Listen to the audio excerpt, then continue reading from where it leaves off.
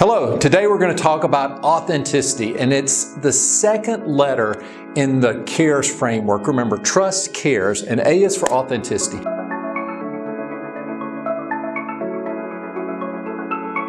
And here's what I want you to remember in this. Authenticity is incredibly powerful in your ability to build or rebuild trust. And really what it comes down to, do people feel like they have a good sense of who you are at your core? Do they have good expectations for what they should expect from you in their interactions with you? Or the contrary to that is, do people sort of see a different person show up depending on who you're talking to? And I'll give you a great example of working with someone several years ago.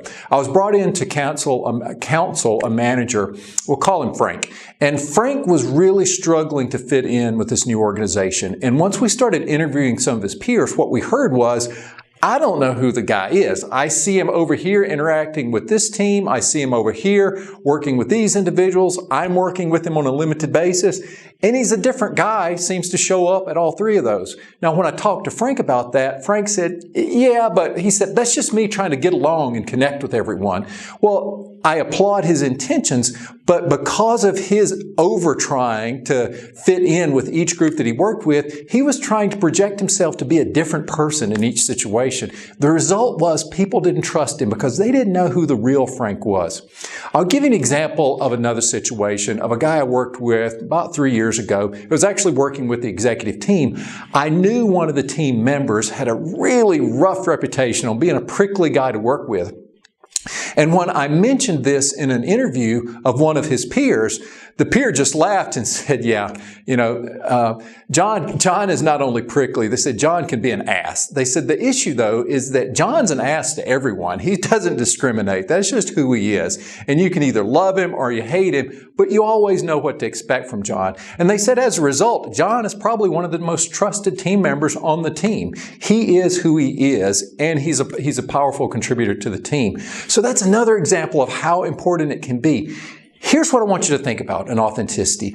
Are you giving people the chance to get to know who you are? Are you helping set expectations on what people should expect from you? And then does your practice, your action actually reinforce those expectations that you set? I'm going to give you one third example, and this one will be a personal one.